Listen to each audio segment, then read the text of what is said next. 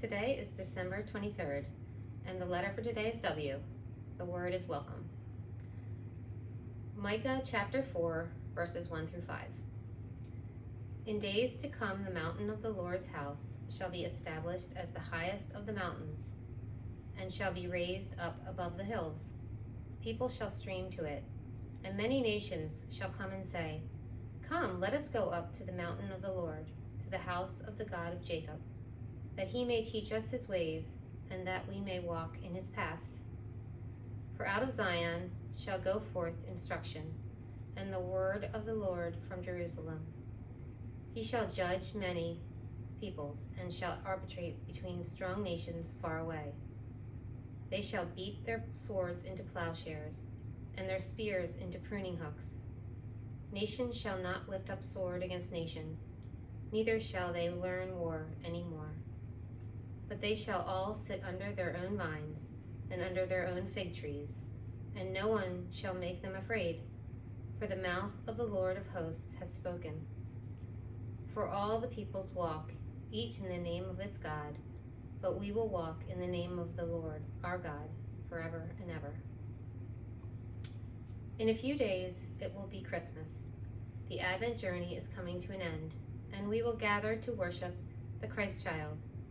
Today's letter is W, and the word is welcome. Have you ever wondered what Bethlehem might have been like in the days of the census? There must have been a buzzing energy about the town, many whose ancestors had come from Bethlehem, traveling there from miles around to register.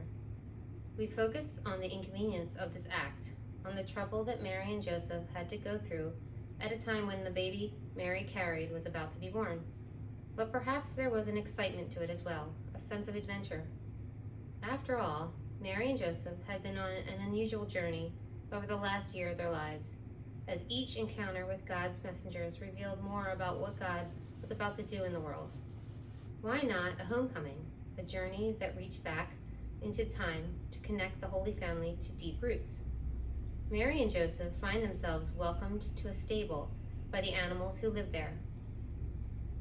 In the night, perhaps they thought of these images from the prophet Micah, who shared a vision of God's people finding their way home, experiencing welcome in God's presence. The promise of a life that is free from the conflict and violence that has been visited on generation after generation. The promise of a life without fear and worry. With Christmas comes the glimpse of a world where God's welcome is offered to all, where we can be at home in the presence of the Christ who comes. May we share the vision and walk together in the light of God's love, welcoming one another on the path. Prayer. Come, let us go to Bethlehem and see what gift has been given to us. Welcome us, God, as we welcome fellow travelers this Christmas. Amen.